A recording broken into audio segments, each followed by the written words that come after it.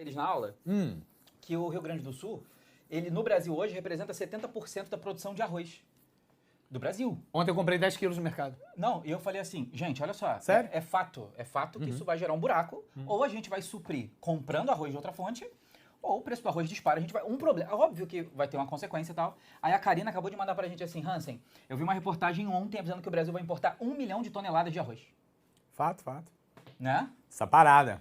Oda, a gente tem um corte de cabelo parecido, ó. Eu fico tentando imitar o Oda, gente. Só, Preparar? só que aqui é da terceira idade já, né, cara? Mas beleza, vamos lá. Vamos falar, agora vamos... Gente, o assunto, a gente já tá a semana toda falando porque é importante.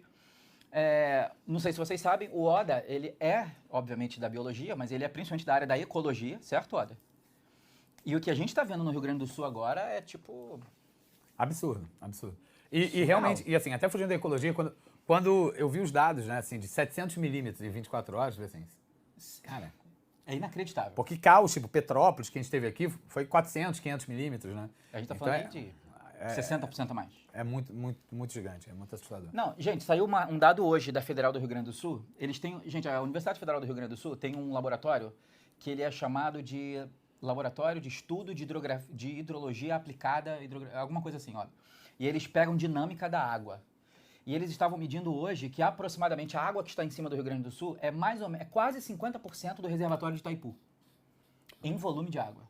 Quase 50%. Só para vocês terem ideia, gente, o lago de Itaipu, da represa de Itaipu, ele tem 183 quilômetros de água represada, olha. Foi por muito tempo a maior hidrelétrica do mundo. E eles calcularam que sobre o Rio Grande do Sul agora tem mais ou menos quase meia Itaipu alagando a região. Cara, é bizarro. Tá? Gente, como é que vai ser a aula de hoje, só para todo mundo entender, tá? Eu vou muito rapidamente relembrar os fatores que interferem nessa chuva. Por quê? Porque a gente teve uma aula terça, acho que vocês já sabem, mas talvez algumas pessoas não tenham visto. Então, eu vou rapidamente pontuar quais são as 3 grandes coisas que estão interferindo nesse volume de chuva tão surreal, tão surreal.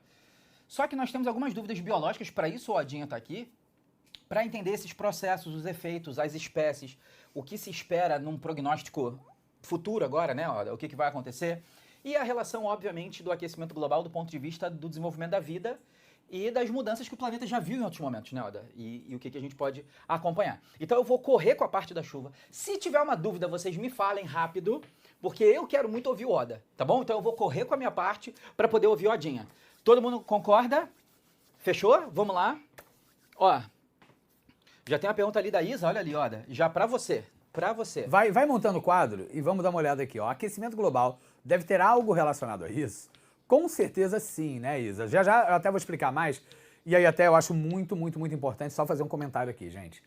É óbvio, né, que todos agora os esforços e o foco do brasileiro tá lá pro Rio Grande do Sul. Tem que ser isso, sabe? Agora, na boa, assim, de coração. Juro que quando me perguntaram se eu poderia participar da aula hoje, falei, posso. Mas a princípio eu não fiquei muito à vontade. Tô sendo sincero com você. Sabe, porque eu não tô aqui querendo, vou surfar a onda do Rio Grande do Sul, chamar atenção, não é isso. Gente, eu sou professor de biologia, gente, eu sou ecólogo, e aí o que eu quero só trazer pra vocês é aspectos da biologia do ensino médio, aspectos da biologia que podem aparecer no Enem, nos vestibulares como um todo, tá bom? Que estejam associados aí, infelizmente, a esse grande desastre que a gente teve lá. Isso, o que eu posso falar pra você é assim, o aquecimento global é natural, você sabe muito bem disso. E também sabe que o homem vem agravando esse aquecimento global, vem causando um superaquecimento global, devido principalmente à emissão de gases de estufa. Galera, isso é fato, não é teoria, isso é fato. Oda, é fato porque você quer. Não. Você tem modelos climáticos, tá? Pegando aí estações meteorológicas do mundo inteiro, que conseguem fazer uma predição de como é que o clima vai estar daqui a 10 anos, daqui a 20, daqui a 30. E todos esses modelos, eles estão aparecendo furados. A temperatura do planeta, ela vem aumentando muito mais do que o previsto. E é claro que esse aumento, ele decorre da atividade humana. Eu sei que muita gente vê assim, mas aquecimento global. Pô, no inverno aqui na minha cidade geou, fez frio pra caramba. Né? Como é que existe esse aquecimento global? As pessoas não conseguem identificar a diferença entre tempo e clima. Hansen tá aqui, qualquer coisa, Hansen também vai me dar o pitaco. Entende? A gente está falando de médias de temperatura anuais. A gente está falando do ano mais quente do planeta desde que o homem tá aí caminhando sobre ele. Então é fato que o planeta está ficando cada vez mais quente. Agora, olha só que curioso. Eventualmente, uma dada cidade pode acabar ficando mais fria. E por isso que hoje a gente fala de mudanças climáticas globais. E a resposta é sim. Porque com esse aquecimento do planeta, né, em termos gerais, você tem a mudança das correntes de ar, você tem a mudança das correntes marítimas. E, eventualmente, se eu falar besteira, fala, hein, Hans? Se uma dada corrente fria não passava por um local, mas ela passa agora mais próximo ali a uma dada cidade, aquela cidade, pontualmente, pode acabar ficando mais fria. Entendeu? Ou uma dada cidade está recebendo maior volume de água de degelo, aquela cidade que está recebendo mais água de degelo, ela também pode pontualmente ficar mais fria. Mas a gente está falando o quê? Em mudança climática do planeta, mudança das correntes de ar, mudança das correntes marítimas. Isso pode estar associado a chover mais, onde antes você esperava que chovesse menos, como foi o caso do Rio Grande do Sul? Sim. Isso pode determinar que um ambiente tipo amazônico tenha passado ano passado por uma das maiores secas, sabe, da sua história? Sim. Rio Negro seco. Seco. Entende? Então, isso tem o dedo do homem? Tem o dedo do homem. Cara, não tem como tirar o corpo fora, gente. Tem o dedo do homem. Mas eu estava até conversando antes aqui da aula com o Hansen, antes de abrir a câmera, a gente não pode culpar o governo A, o governo B, o governo C, porque sempre que você pensar em superaquecimento global, e isso é muito importante, isso é Enem, isso é vestibular, você tem que pensar numa mudança climática global. Por exemplo, em Caxias tem a refinaria Reduc, que polui muito. Mas isso não vai deixar Caxias mais quente, entendeu? Estados Unidos, China, poluem pra cacete. Mas não é por isso que Estados Unidos e China vão ficar mais quentes do que, sei lá, a Etiópia, que certamente polui muito menos. Então a gente está falando de um impacto que é global, não necessariamente é o poluente do Brasil que vem gerando essa mudança aqui no Brasil, isso é importante. E é importante também entender que é uma mudança que vem se acumulando a longo prazo. Né? A gente está falando de começar revolução industrial, vamos queimar carvão mineral, e aí primeiro, segundo e terceiro, e pá! E aí depois vem petróleo. Então repara, a gente vem aumentando o CO2 da atmosfera, sei lá, o quê? 200 anos? Um pouquinho mais? Desde o final do 18 em larga escala, Oda. É. Uns 200 aninhos, 200 e poucos anos a gente vem aumentando. 230 pelo menos. E aí a gente vem colhendo, infelizmente, esses frutos podres, né, agora, e eu sei que é difícil falar isso, mas vai vir muito mais. Não, e é muito legal o que o Oda falou, pensando em Enem, Oda, porque o que o Enem cobra? Os modelos e não os casos. Quando o Enem traz um caso, é para você identificar o modelo. Então foi o que o Oda falou. O caso da cidade X que tem uma produção ABC. E aí o que o Enem quer que você fale? Do formato de produção industrial que utiliza combustíveis fósseis como combustível. Ele não quer que você fale só daquilo ali, ele quer que você fale o que aquilo ali se comporta dentro de um contexto. É a revolução industrial, é exagero de queima de combustão em cima de transporte, que é a atividade que mais queima combustível fóssil no dia a dia, nem a indústria, é transporte. Então a revolução do transporte, mas aí vem motor elétrico. Aí as pessoas criticam os países que têm como matriz energética o carvão, para fazer carro elétrico. E aí perde. Então, assim, o que o Enem quer de você, o que o Oda falou, é esse raciocínio, essa análise de contexto. E a gente sabe que vai girar em torno dos combustíveis fósseis. E aí, só para complementar o Oda e não achar que a gente também, então, a gente não tem culpa, acabou, cabe à nossa geração fazer o que puder para evitar a piora desse cenário. Então é por isso que quando vem pra gente, não é a cobrança do que foi feito lá no modelo inicial, mas é o que a gente vai fazer a partir de agora para diminuir esses efeitos, tá? Olha só. Eu vi algumas pessoas falando ali, gente, a notícia não é boa, tá? A expectativa é que hoje volte a chover no Rio Grande do Sul, tá? Já tá chovendo. Já tá chovendo em alguns lugares começaram cedo, outros lugares estão começando agora, outros lugares vão chover ao longo da noite. Então é a hora mais importante ainda dessa rede solidária se manter forte, porque as coisas passam, tá? E aí, Erin falou que tá chovendo, e não é só isso. Tem chuva hoje porque tem frente fria chegando. E tem expectativa de temperaturas muito baixas no começo da semana. E é justamente por isso que também está chovendo. Às vezes é por isso que as pessoas não entendem. Quando a gente tem uma frente fria chegando, é muito comum, um pouco antes, a gente ter um momento em que a temperatura se eleva e a quantidade de chuva aumenta muito. Por causa dessa chegada de frente fria. Aí você fala, mas como é que pode a frente fria estar chegando e esquenta e chove? Gente, eu vou tentar fazer uma analogia muito simples. Imagina que eu tenho aqui uma esponja que está cheia d'água e está quentinha, beleza? Ela é uma esponja cheia de água quente, imagina isso, que é como se fosse uma massa quente. A massa fria, por ser mais densa, ela chega e pressiona essa esponja que estava aqui parada. E aí, conforme a frente fria vai se aproximando, e a gente só usa o termo geográfico frente para a área em que as massas se encontram, então quando alguém fala assim, ó, a frente fria chega na terça, significa que terça-feira a frente fria, a massa fria e a massa quente literalmente se tocam. Ah, a frente fria vai estar na cidade A, significa que em cima da cidade A elas vão se tocar. Então, chegando a frente fria, quer dizer que essa massa já vem empurrando essa outra. E aí, olha só a minha mão, ela vai concentrando o calor, por isso esquenta, e ela vai aumentando o risco de precipitação, porque ela está apertando essa água como se fosse uma esponja, tá? Então, eu sei que a notícia é ruim, mas é muito valioso ter a informação. E a informação tem previsão de chuva, o que puder ser feito, as pessoas que puderem ser avisadas, que sejam avisadas, e tem previsão de frio para a semana que vem, num cenário que muitas pessoas perderam tudo. Então a gente não está falando de campanhas de solidariedade? Por que a gente não reforça a necessidade de mantas, de cobertores, de casacos, de meias, de toucas? Coisas que as pessoas realmente podem doar. Então, assim, vamos lembrar que a gente está no sul, a gente está num lugar que a frente fria é atuante e que isso pode ser muito importante para as pessoas que estão principalmente em abrigos coletivos e não tem tanto recurso. Então essa informação pode ser muito valiosa desse dia de hoje até o começo da semana que vem. Faz sentido para vocês? Faz sentido, Adinha? Faz. Agora, Hans, tira uma dúvida. Essa água que está caindo lá, é uma água que necessariamente estava lá, que evaporou lá? Não. Evaporou, transpirou lá? Não. E aí? Não?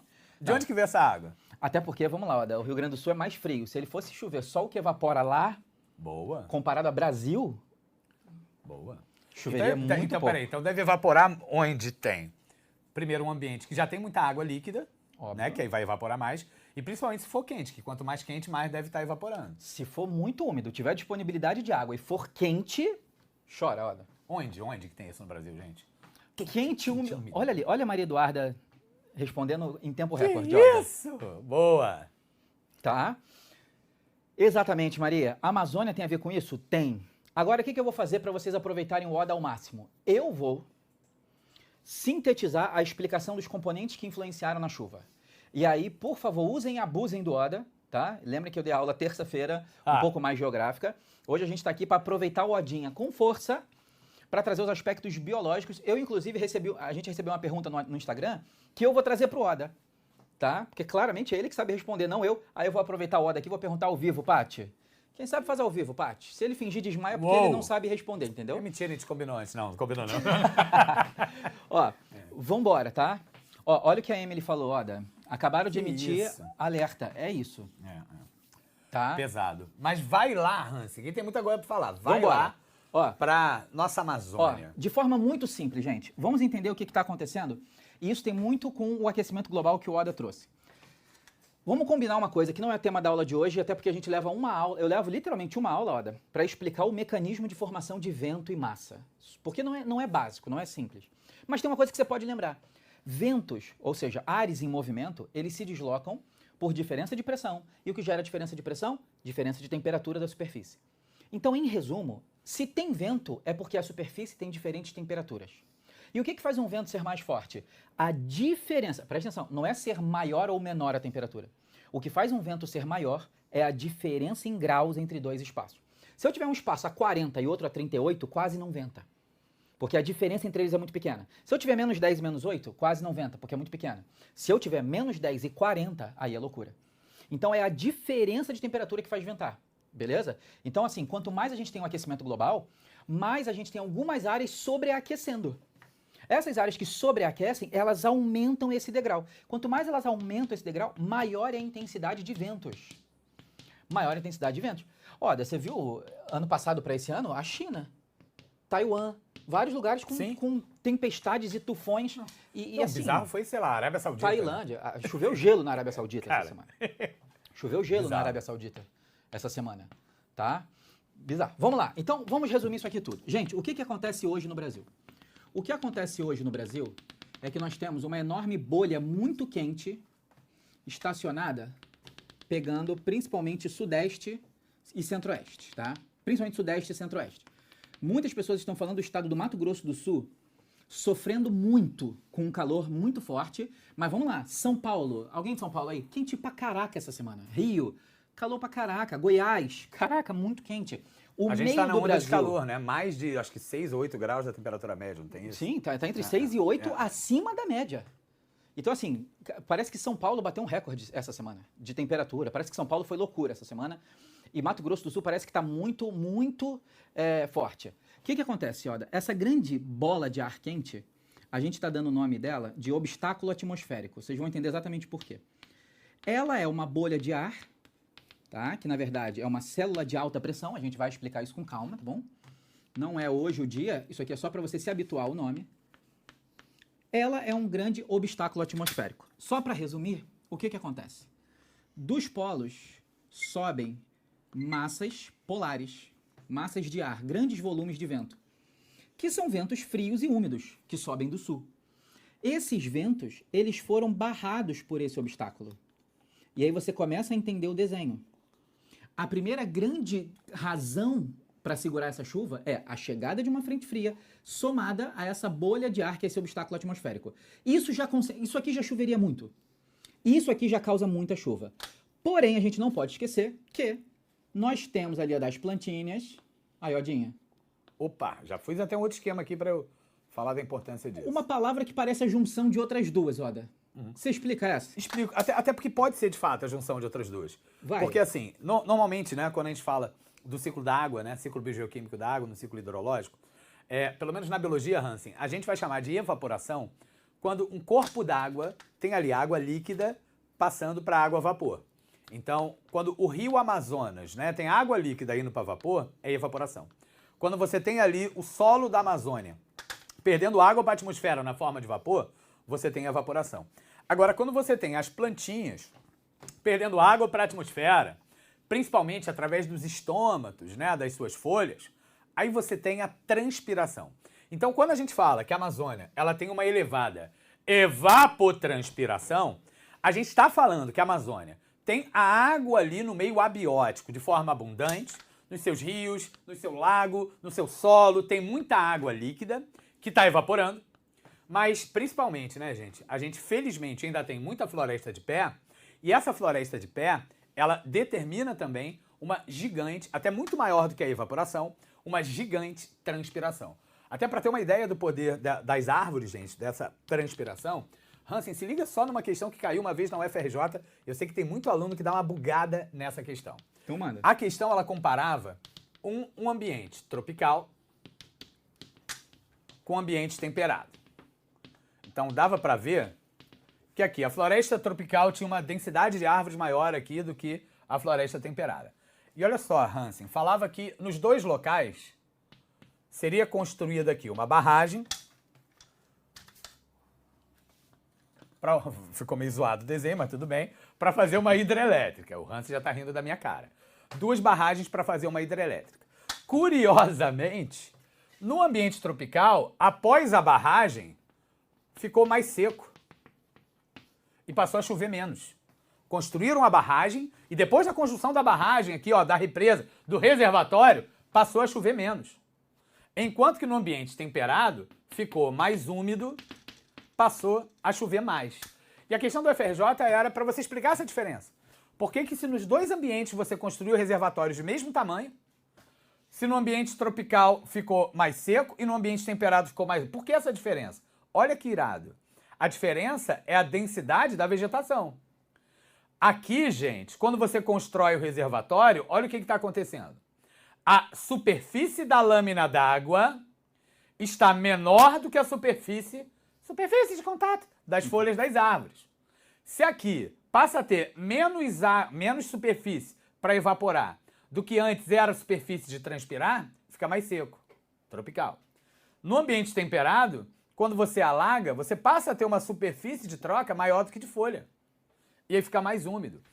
Por que eu estou comentando através disso aqui a lógica da evapotranspiração amazônica? É só para te mostrar que ali tem tanta árvore, tanta folha para tudo quanto é lado, que ali você tem uma superfície de contato gigante para evapotranspirar. Ó, você tem uma bomba gigante de água para a atmosfera. Uma bomba d'água que está, ó, pem para a atmosfera. E essa água vai cair em algum lugar, não é, Hans? Não. O Oda é perfeito. As pessoas não sabem, o Oda criou a Olimpíada Brasileira de Biologia, literalmente. Mas não é só isso, tá? Olha só como é que o Oda falou, o desenho, tudo combinado. Odinha, toda essa água da Amazônia, ela bate aqui nos Andes ela é tão pesada, os alunos sabem. Ela tem um nome, a gente chama ela de JBN, jato de baixo nível, de tão pesada que é. Ela não consegue voar alto, logo ela não consegue atravessar os Andes, então ela bate e volta para o Brasil, e aí ela deveria voltar para o Centro-Oeste. O Gustavo está ali me ajudando. Ela deveria voltar para o Centro-Oeste. Mas, gente, eu sei que não tem espaço para a gente noticiar tudo. Oda, vários casos de animais morrendo de seca no Centro-Oeste brasileiro. Eu acho que agora vocês entenderam por quê. O Centro-Oeste brasileiro conta com a entrada dessa água aqui, Oda. Porque esse período é muito seco lá, vai chegando inverno, é muito seco no centro do Brasil. Essa água precisa entrar para suprir essa necessidade. Só que esse obstáculo atmosférico jogou a água para baixo. Então eu estou explicando para vocês não só a água no sul do Brasil, como a aridez do centro-oeste brasileiro. Você quer ver uma pergunta, Oda? Você vai ver o chat. Galera do sudeste, eu não quero nem pro centro-oeste, porque o centro-oeste é mais seco, Oda. Rio, São Paulo, Minas, Espírito Santo, galera do sudeste. Vocês estão com alergia atacada? Olha aí, Pati. Pati Cord. Agora, a gente geralmente associa alergia, Oda, a um período frio, uma coisa meio assim, né? Tipo, aquele tempo, o tempo meio nubladão. Não. Calor do caramba, chuva zero, sem nuvem no céu. Você vai olhar as pessoas, ó. O time do Zit, a Junite, Poeirada, pra lá e pra cá. Gente, as pessoas estão péssimas. O Rio de Janeiro, eu tenho alguns amigos meus que estão falando, a gente tá em crise de síndrome respiratória. A galera tá muito mal. A galera tá muito mal, assim, cara, gente com o nariz sangrando. Nariz sangrando, às vezes um pouco de dor de cabeça, ó, de ficar respirando e aquilo está nasalado, tá? Muito atacado. Isso tudo tem a ver? Claro que tem a ver. Claro que tem a ver. A gente tem lugares muito quentes, muito secos, poeira, não chove, ó. Então, as partículas do chão já ressecaram, tá ventando muito, porque tá quente, a poeira sobe, você respira isso. Isso é uma coisa que é curiosa, ó. Talvez eles não saibam, mas a Paty sabe.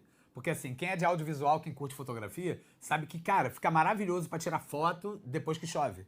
Que limpa o ar, não é verdade, Paty? Não, mas é sério, né? Porque você limpa o ar. Todas essas partículas que estão aí na atmosfera, elas vêm com a chuva e aí, pô, melhora muito a qualidade do ar que a gente respira. Muito. E aí uma última pergunta, Oda, e eu vou te entregar, Geraldo, que foi assim, Hansen, você me explicou porque choveu, mas você não explicou porque que não escoou a água. Água pra caraca, Oda.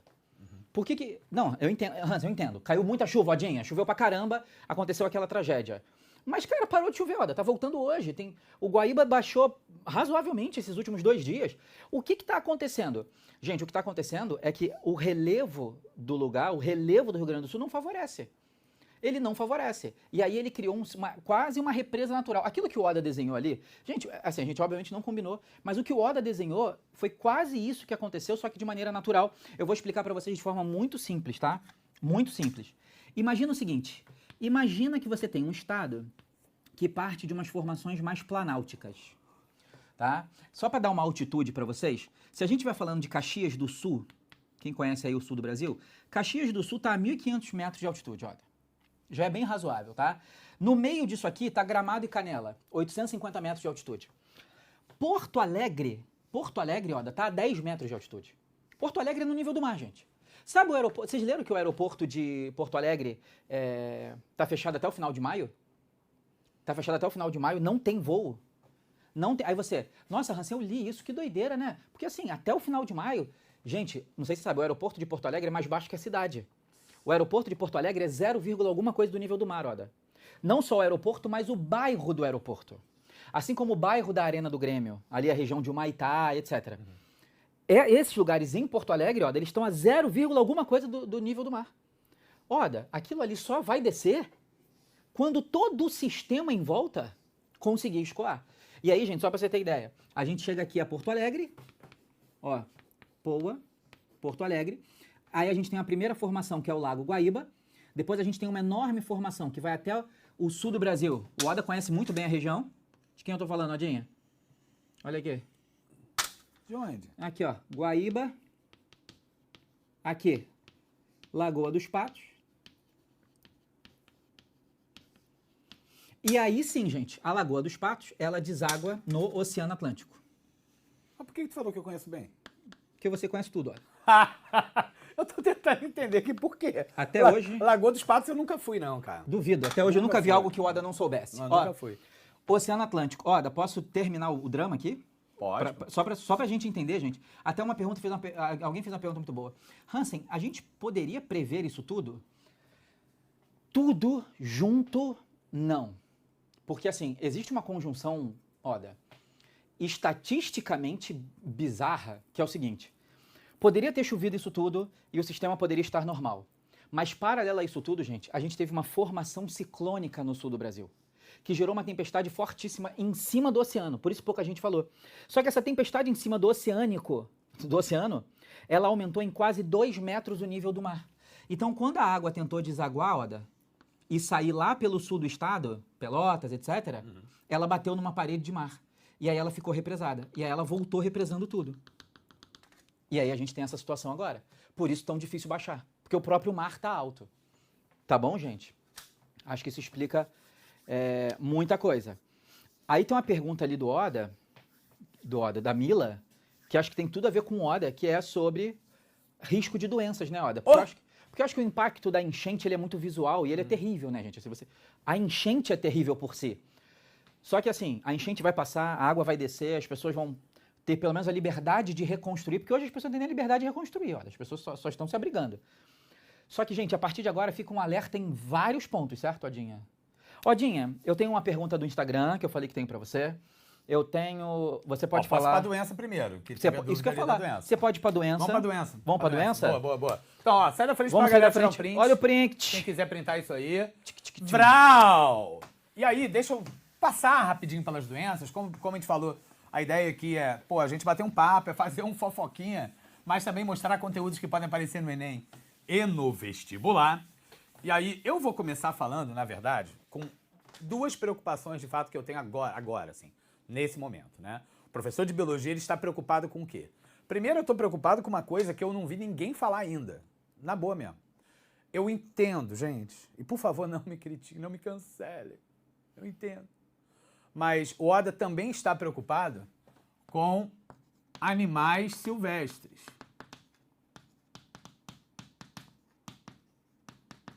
Com a fauna e a flora.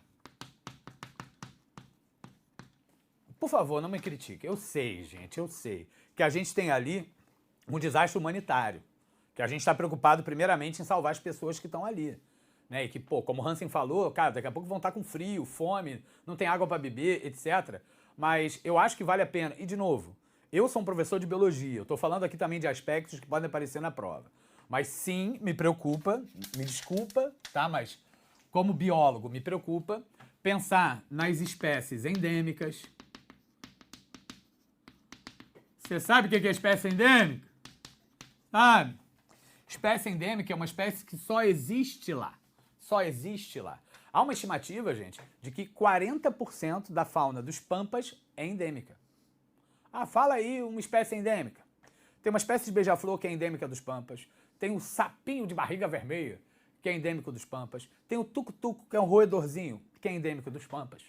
Então, essas espécies estão sofrendo igual a gente está sofrendo.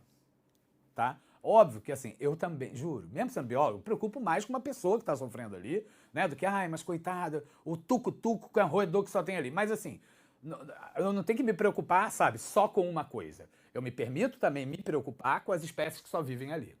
E me permito também me preocupar com algumas outras, que não são endêmicas, mas são ameaçadas de extinção e certamente estão passando ali também um perrengue danado. Né? Como onça-pintada, tamanduá-bandeira, espécies ameaçadas de extinção. Eu tô falando sobre os pampas. Pampas que, pelo menos aqui no Brasil, só tem lá, só tem no Rio Grande do Sul. Tudo bem, você vai encontrar também na Argentina, vai encontrar também no Uruguai, mas aqui no Brasil, só lá. Então, assim, não sei se vocês notaram isso. Não sei se vocês estão comentando alguma coisa ali, tá? Mas, eu não vi nada, nenhuma reportagem falando sobre essas espécies. Tucutuco é fofo, né? Sobre peixe, né? Tem gente falando, e o peixe? O peixe se dá bem? Cara, até pro peixe é ruim, porque você muda muito as condições ali daquele rio. O rio fica mais barrento, ele recebe muita matéria orgânica. Recebendo muita matéria orgânica no rio, você vai ter um processo de eutrofização, né, gente? Uma decomposição excessiva. Pode diminuir a oxigenação, pode ter decomposição anaeróbica, pode ter produção de metano. Você tem ali um processo de eutrofização. E é óbvio que se tem um peixe que antes vivia em um rio de águas calmas, de 2 metros de profundidade, e de repente ele está num rio, numa correnteza bizarra, com 10 metros de profundidade, a fauna aquática também sofre. Beleza? Então a gente também está falando aqui de um desastre ambiental. Então é um desastre humanitário e é um desastre ambiental. Vale a pena a gente pensar nisso e pensar, de novo, estou pensando em vestibular, e pensar que ali, os pampas que ficaram debaixo da água, eles também vão sofrer um processo de sucessão ecológica, tá ligado? Eles também vão ter que passar por um processo de regeneração, onde a gente espera, que eu não sei em quanto tempo, haja uma recuperação da flora e da fauna daquele local. Então, ó, endemismo, sucessão ecológica, são temas importantes que estão relacionados a isso aqui. Hans, como você pediu, vamos pensar em doenças de veiculação hídrica. Pode aumentar a quantidade de doença? E aí, novamente, me desculpe, mas vai aumentar. Não tem como, né? Por isso, né, que a gente está observando muito apelo para quê? Por favor, doem água potável. Estão pedindo muito doação de água. Porque não tem mais água potável, você mistura tudo ali. Eu acho que foi a maior mobilização dessa semana. Sim, sim, sim. Água potável. Apesar de ter muitas necessidades. E o Hansen vai lembrar, quando teve, né, o desastre lá da Samarco, né, da quebra de barragem em Minas, naquela época a gente do Descomplica chegou a se mobilizar e comprou água para mandar lá para governador Valadares. Entendeu? Que também é, porque assim, quando você tem um acidente, né, desse naipe, a preocupação com a água potável é uma das preocupações iniciais. E pedindo também muito material de limpeza, né, cara? Que tá tudo sujo. Nossa, tá tudo cagado, literalmente. Né? E aí a gente tem que limpar tudo isso para dar condições ali mínimas para essa população sobreviver. Porque senão vai acontecer o quê? Senão a gente pode ter o aumento de um montão de doença de veiculação hídrica. E aí, assim, de novo, como eu tô pensando também em Enem, pensando também em vestibular, vamos dividir aqui, ó, bonitinho. Vírus transmitido por água contaminada. Vírus por água contaminada. Seriam algumas hepatites, como hepatite A, que tem até uma manifestação rápida, né, aguda, que pode acabar aumentando. E desinterias virais, como é o caso do rotavírus. O caso do rotavírus, beleza? Que você pode esperar um aumento, porque é contaminação de água, é contaminação dos alimentos que podem acabar aumentando isso. E pensando também agora, depois de mais um tempinho, né, mais em médio e longo prazo, imagina a quantidade de entulho nas ruas, galera. Quantidade de entulho. E quanto tempo que não vai demorar para tirar todo esse entulho. Isso significa o quê? Depois que a água baixar, essa entulhada toda, o Aedes aegypti, ó, vai ter ali lugar pra caramba para reproduzir. Né? Então, por isso que eu não botei doenças pela água contaminada. Botei doenças de veiculação hídrica. Porque se a gente pensar também no mosquitinho Aedes, a gente espera que depois haja, sim, um aumento de doenças transmissíveis pelo Aedes aegypti, como dengue, zika, chikungunya, febre amarela, febre maiaro. Febre o quê? Maiaro. Não conheço, olha. É, rapaz. É tudo parecido, Hans. Mas essa aqui chegou aqui no Brasil, deve ter uns 2 anos. Febre maiaro. E esse ano tem uma outra que eu tenho falado também para os alunos, uma outra virose transmitida por mosquito, que teve um primeiro caso no Rio de Janeiro, que é a febre Oropouche. Oropouche, que é um outro vírus e que é transmitido tanto pelo maruim, mosquito pólvora, mas também pelo pernilongo, pelo culex, que já apareceu aqui no Rio. Mas deixa pra lá, depois a gente vai para aí. Deixa eu continuar aqui na minha lógica das doenças, tá? Caraca. Fato que todo mundo que pensa em doença associada a enchente pensa em quê? Qual doença que tu pensa, Hansen? Leptospirose. Não tá combinado, não. Não. Mas de cara, eu acho que é o que vem, né? Olha. Isso, já caiu até no Enemzinho isso, né? Leptospirose. Causada pela bactéria Leptospira interrogans, né? Que tem o rato como reservatório, que a urina do rato pode estar contaminada. E aí, se está tudo contaminado ali, tem rato e tem xixi, a leptospirose você não precisa nem ingerir. Pode ser o contato mesmo, de alguma ferida com a água da... Contato pega? Pode ser só o contato. Com alguma feridinha, o contato sanguíneo com a água da enchente pode fazer com que você pegue leptospirose, e é uma doença que é bastante letal, né? Oda, mas assim, muitas pessoas estão com pequenas feridas. Sim, sim, sim. E estão na água, então Fato, assim, fato. o risco... Sim. Então a galera tem que ficar sempre muito atenta, principalmente à febre, entendeu? Sabe, contato com a água, no outro dia tá com febre, dor no corpo muito intensa, cara, cuidado, porque pode ser de fato leptospirose e tem que consultar com o médico, tá bom? Você vê hepatite, Oda, aumentando? Sim, hepatite A. A e E que são transmitidas por água e alimento contaminado. Pode aumentar. Da mesma forma, ó, cólera, disenterias bacterianas como causada pela salmonela e shigella.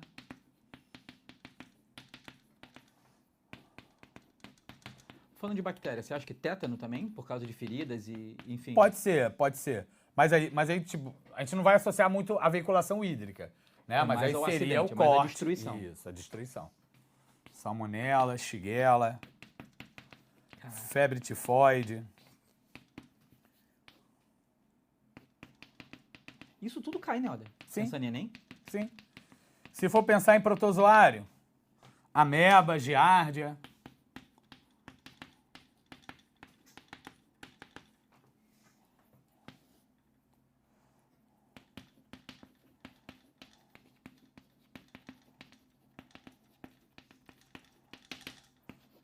Amebíase, giardíase, toxoplasmose. Então a lista é grande. Infelizmente é grande, tá? Nossa. Mas concordo que a primeira que tem que vir em mente é a leptospirose, até porque dessas aí é a mais letal, é de manifestação mais aguda e é a que tem de fato uma maior correlação com enchentes. Da importância da gente ter de fato doação de água, para que essa população possa consumir uma água limpa, evitando, então, o aumento dessas doenças. Tudo bem? Tirem o printão aí dessa bagunça! E pode falar, Hansinho, deixa eu dar uma olhada aqui. Vamos olhar ó. o chat. Não chegou nada de biologia ainda, não. Ah, então eu vou te fazer a pergunta que fizeram pra mim, posso? Pode, pode. Eu achei uma pergunta muito boa. A resposta é não. Mas a parte mais difícil é explicar por que não. Por isso que eu vou passar pro Oda, entendeu? Oda, perguntaram se tem risco de sanguessuga. Sim, sim, sim. Mas assim, dificilmente vai aumentar de uma hora para outra, tá? Dificilmente. Porque entenda que a sanguessuga, ela normalmente ela fica em áreas mais de charco, tipo de pântano, de água mais parada. Ali você tem, né, um...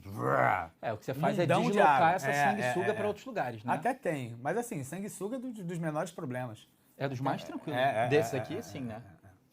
Ó, olha a pergunta que fizeram, e aí você, olha só, você pode pensar como você responderia essa pergunta, tá? Eu dei o spoiler que a resposta é não, mas o que justificaria se a resposta é não? Um aluno fez uma pergunta muito perspicaz que falou o seguinte: Hansen, eu entendi isso aí que vocês falaram, e poxa, teve uma área alagada gigante, Oda. E aí você falou desse sistema natural, a água ainda está alagada. Logo, a vegetação ali presente, Oda, está embaixo d'água. Óbvio que a gente está falando das pessoas, deslocamento de pessoas, animais, mas a vegetação também está submersa. É possível que a gente transforme aquilo ali em fenômenos de bombas de metano? Não, boa pergunta. Uma boa pergunta. Mas assim, é porque a gente usa muito esse termo bomba de metano para, por exemplo, o metano que está acumulado debaixo da turfa, debaixo do permafrost. Então a gente está falando ali de um metano, né, Hans, que está acumulado há milhares, quiçá milhões de anos, tá? Há muito tempo. E natural, né? Do processo do ciclo do carbono. Ele vai alocando ali. Sim. Então a resposta é: não vai ter uma bomba de metano. Mas pode ter produção de metano, sim. E aí eu vi até uma outra pergunta que você vai ver que vai conversar. Deixa eu só usar então aqui o quadro. Eles já tiraram o print. A gente pode... Eu apago pra você, quer? Você responde. Não, pode ser. Não, mas que eu vou usar direto. Então vai. Mas é assim, é porque é explicar e você pensar no fenômeno da eutrofização. Vamos pensar em eutrofização? Porque eu acho que muitos de vocês devem lembrar do que é a eutrofização de um corpo d'água. Porque assim, gente, é fato que essa água barrenta, etc., tem matéria orgânica pra caramba, né? Tem muita matéria orgânica. Quando você tem muita matéria orgânica, quem vai consumir preferencialmente a matéria orgânica? Preferencialmente. É o decompositor. Né? Então você vai aumentar muito a taxa de decomposição. Então você vai ter... E assim, essa matéria orgânica pode ser resto de folha, de caule, mas também cadáver de animal, etc., eventualmente até de pessoas, tá? Mas você tem ali, então, a matéria orgânica que vai ser decomposta. Então vai ter um aumento dos decompositores aeróbicos, da decomposição aeróbica. E aí, ó, só para relacionar com a pergunta, essa decomposição aeróbica vai liberar CO2 para a atmosfera. De boa? Só que essa decomposição aeróbica vai acontecer, que acontecendo muita decomposição aeróbica, você está aumentando demais a DBO, a demanda bioquímica de oxigênio. E aumentando a DBO... Ah, tu quer escrever tudo bonito para deixar bonitinho? Eu só tô ocupando meu tempo aqui. Aumentando a DBO, a demanda bioquímica de oxigênio, você vai diminuir muito o O2 na água. E quando você diminui muito a oxigenação da água, diminui a oxigenação, o que vai acontecer com o decompositor aeróbico? O que vai acontecer com a bactéria aeróbica, com o peixinho, com o tanto de seres aeróbicos que vive nesse rio, que vive nesse lago? Vai morrer. Então isso gera uma morte dos aeróbicos, inclusive dos decompositores. E aí, olha aí a ideia do metano que tinha pintado.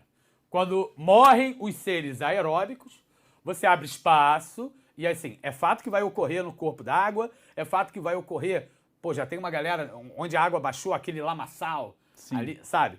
E eu vi até isso também é triste, na busca por corpos, né? Eu tava vendo hoje, agora há pouco, eles vão, tipo, furando o lamaçal para ver achar se há a emissão ali, né, de algum gás, cheiro, para que os cães possam sentir o cheiro e apontar ali onde é que tem, eventualmente, algum corpo em decomposição. Então, ali você vai ter também, depois de muito tempo, e aí a gente está falando de boi, de cavalo, de tudo que vai estar ali, a decomposição anaeróbica. Então, isso vai gerar um aumento da decomposição anaeróbica. E essa decomposição anaeróbica, dentre outros gases, pode liberar metano. Beleza? Então, há a formação de metano? Vai ter a formação de metano? Vai. A decomposição ali daquela matéria orgânica vai estar liberando CO2, CO2, CO2, CO2, CO2, CO2, CO2, mas depois de um certo tempo, graças a esse fenômeno, que é a eutrofização,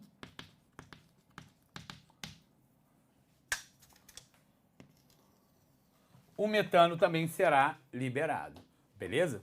Então, é importante para o vestibular você se ligar que enquanto o gás carbono, no ciclo do carbono, né? Enquanto que o gás carbônico é produzido na decomposição aeróbica, o metano ele é produto só da atividade anaeróbica, beleza? Pô, isso cai forte, hein, Oda? Opa, importante demais. E aí o pessoal fala do peido da vaca. Não é peido, é o arroto da vaca, o peido do cavalo, que também libera metano, né? O lixão. É o biogás. Toda aula ele faz esse tipo de comentário, né, Paty? Eu gosto, eu curto. Na vida. Na prática também, na prática. Ele mostra. Gente, eu não sei porquê, mas eu vou desabafar, e é verdade. Olha quanto que essa menina sofre. Não sei porquê, toda vez que eu entro no estúdio, me dá vontade de peidar. E eu peido, Paty? Acontece, entendeu? Acontece. Por isso que a Paty está tão distante. Por isso que a Paty está tão distante. Vamos lá, ó. Respondendo duas perguntas boas, Oda. Uma pergunta era assim, Hans, quando é que esse obstáculo atmosférico vai embora, até para essas massas, né, dissiparem? Gente, olha só, ele vai embora eventualmente, por quê? Porque lembra que eu falei para vocês que o vento é causado pela diferença de temperatura? Quanto mais a temperatura vai se igualando entre duas áreas, mais esse vento vai diminuindo. O que causa essa alta pressão é um vento que vem de cima, é um vento de altas, né, de grandes áreas ou de altitudes. O que acontece? Esse vento de altitude, quando ele desce, ele bate no chão e espalha, por isso que ele vira obstáculo. Porque quando ele bate no chão, ele faz assim, ó. Ele bate e... Você entende? Ele faz isso. Então é um vento que está o tempo todo descendo e empurrando todo mundo para fora. E assim ele fica. E assim ele fica. Quando esse vento que está vindo daqui enfraquece, e a gente espera que ele já comece a enfraquecer agora, essa semana, essa bolha começa a ficar mais fraca, ela vai recuando, a umidade volta a avançar. Alguns lugares estão falando que essa bolha já vai perder força a partir deste final de semana. Inclusive, parece que alguns lugares, até do sudeste, já pode ter chuva. Não sei se vai ser chuva fraca quando vier não, tá, Oda? Tá bom? Não sei. Porque assim que encurta, então a gente pode começar a ver a redução essa semana. Vocês perguntaram quando? É possível que a gente já veja a umidade entrando a partir deste final de semana. Tá? Nas áreas, obviamente, mais próximas da borda. A Tereza falou ali, talvez, no dia 17. O Viking Gold falou que o Oda é o maior motivo do aumento do metano na atmosfera. Tem gente perguntando se o El Niño pode ter a ver. O que tu acha, Hansen? O El Niño, gente, ele fez um estrago gigantesco, tá? Lembrando que o El Niño, ele causa alguns efeitos muito clássicos. Aumento da temperatura geral do Brasil, aumento da umidade no sul do Brasil e aumento da seca no Nordeste e no Norte. A gente viu o que aconteceu na Amazônia, a gente teve uma relação ali direta com o El Niño, mas a gente também teve uma relação direta com o aquecimento global pelo aquecimento anormal das águas do Atlântico Norte. O El Niño acontece no Pacífico Sul. A Amazônia teve o caos que teve, de novo, se essa aula fosse sobre a seca da Amazônia, eu faria outra conjunção de fatos, igual a gente fez aqui. Não foi só o El Niño, também teve uma influência que veio do hemisfério norte. Mas o El Niño, ele está fechando o seu ciclo agora. E aí é que está essa transição, ela é dramática. Quando a gente virar, principalmente agora a partir do inverno, a gente já vai estar sob efeito da laninha. E na laninha, a gente tem uma queda de umidade no sul. Então existe até a perspectiva, ao longo do ano, de ter queda de umidade no sul. Contudo, é uma queda de umidade que vem junto com uma queda de temperatura, respondendo aí quem falou do El Niño. Então a gente realmente espera um pouco menos de chuva, principalmente a partir do inverno, no sul. Contudo, frio, tá, gente? A gente espera temperaturas baixas, não só no sul, tá? Sul, com certeza, sudeste e até a parte mais sul do centro-oeste também, a gente deve ter um inverno aí, olha, caprichadinho. Tá bom? Foi? As outras perguntas envolviam, por exemplo, será que a gente pode ter... Eu acho até realmente é de se preocupar, né? Já perguntaram, será que algumas cidades podem desaparecer? O que me preocupa realmente é porque, assim, vamos pensar na ocupação humana, né, do ambiente. E aqui no Rio a gente vê muito isso. Pessoal que constrói, né, na área de inundação do Rio, né? Então, você pega os rios aqui de cidades como Rio de Janeiro, São Paulo, sabe, Belo Horizonte, por aí vai, tu vê que não tem mata ciliar nenhuma, né? Os rios que passam pela área urbana. E aí, é óbvio que aquelas ruas ali ao redor, toda aquela área ao redor é uma área de inundação daquele rio. E uma coisa que a gente vem observando é que realmente as cidades que mais sofreram são as áreas que estão ali ao redor de rios, que aumentaram 5, 6, 7 metros, e aí a cidade toda ficou debaixo da água. O Guaíba bateu recorde, né? Então, a questão, e sobre a resposta assim, se algumas cidades podem desaparecer, é pensar em quão viável é manter uma cidade num aspecto, né, num cenário de mudança climática global, em que esses eventos ficam cada vez mais extremos, quanto que a gente consegue, de fato, manter, talvez, uma cidade, tudo bem, não estou falando talvez Porto Alegre, mas cidades menores, sabe, que vão talvez sofrer uma enchente como essa a cada 3, 4 anos já. Exatamente. Perguntaram se a gente vai recuperar, não dá mais para recuperar o que está ali, principalmente pelas vidas, né? Não se recupera. A gente vai tentar retomar o mais rápido possível, mas assim, as perdas foram gigantes, infraestrutura gigante, tá? Gigante.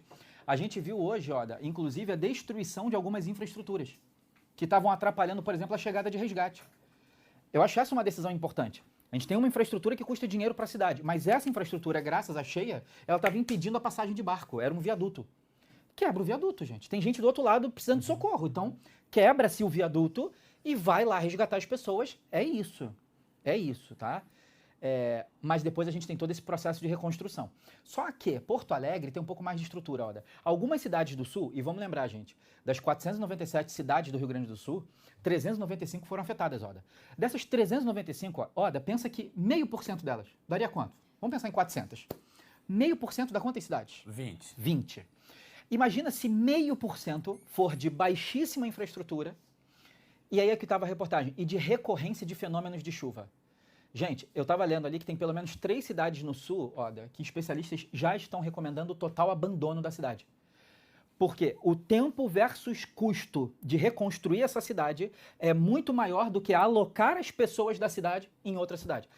Parece que já tem 3 cidades, desenganadas, gente. Do tipo, não faz sentido investir aqui. E aí é uma outra pergunta que pintou. Será que a gente vai passar a ter aqui no Brasil refugiado do clima? Né? Não deixa de ser, né? Que no mundo já existe. Não, mas vamos pensar nessas 3 cidades que foi recomendado que a cidade deixe de existir pelo alto risco das pessoas morrerem em eventuais tempestades. São 3 cidades que o pessoal fala, cara, não vale a pena o risco de se morar aqui. Essas pessoas perderiam sua casa. Logo, elas passariam a entrar como uma refugiada climática. Só vamos lembrar de uma coisa, a gente não pode auto-intitular refugiados, porque uma pessoa refugiada ela tem uma série de direitos internacionais muito particulares de auxílio. É por isso que tem um braço da ONU, que é a Acnur, que analisa os casos em que as pessoas são consideradas refugiadas, certo? Então, por exemplo, e o mundo todo está de olho aqui, né, Oda?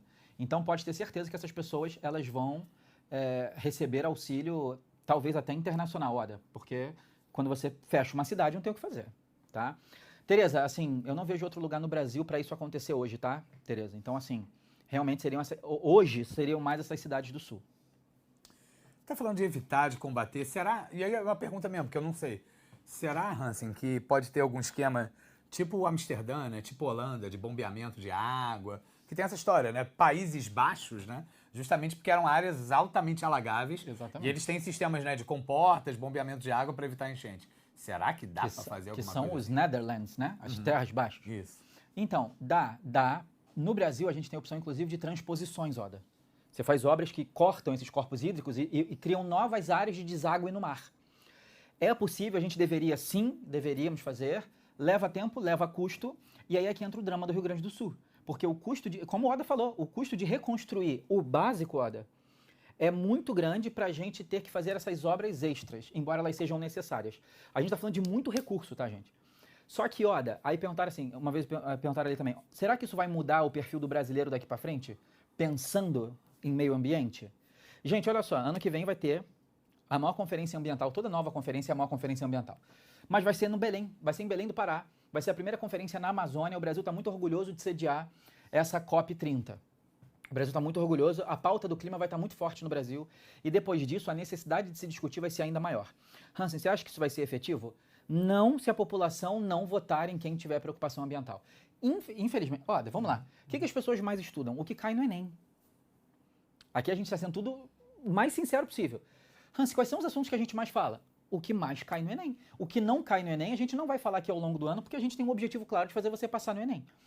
Quando a sociedade cobra e elege pessoas que pelo menos têm um conhecimento ambiental, olha, não é nem que a pessoa seja uma grande defensora, não, mas quando a pessoa senta para falar de meio ambiente, que a pessoa pelo menos consiga trocar alguma coisa, a gente não vai ter prioridade nisso.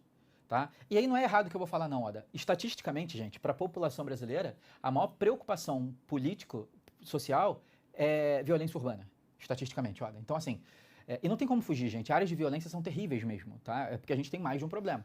Então, assim, dando estatísticas do Brasil, o que o brasileiro mais reconhece como maior problema brasileiro é violência urbana. Então, a gente tende a ter mais força em candidatos que tenham pauta de violência urbana.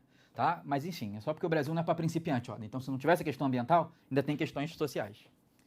Hansen, acho que foi, hein? Pô, a hora já acho foi. Que deu, hein? A hora já deu. Poxa, eu nem vi. Eu tava com saudade. Eu tava com... Fala pra mim, gostou da aulinha? Gostou desse encontro? Desse grande encontro do Coque Samurai? Não é? A gente tá tentando lançar trend. Ai, queridos. Olha aí, Pet. Meus amigos, ó, fica aqui um beijo, né não, Hans? Que haja outros encontros assim. E, ó, foco, estudo, força para todo mundo que é do Rio Grande do Sul. De novo, a gente está pegando aqui essa pauta, assim, conscientização, mas é pensar também no Enem, questão, porque, mal bem, né?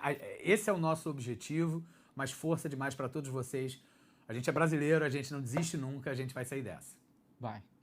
Gente, boa sorte. Quem puder ajudar, ajuda. Quem puder divulgar, divulga. E vamos manter essa corrente, tá bom? Beijo. Bom fim de semana, gente.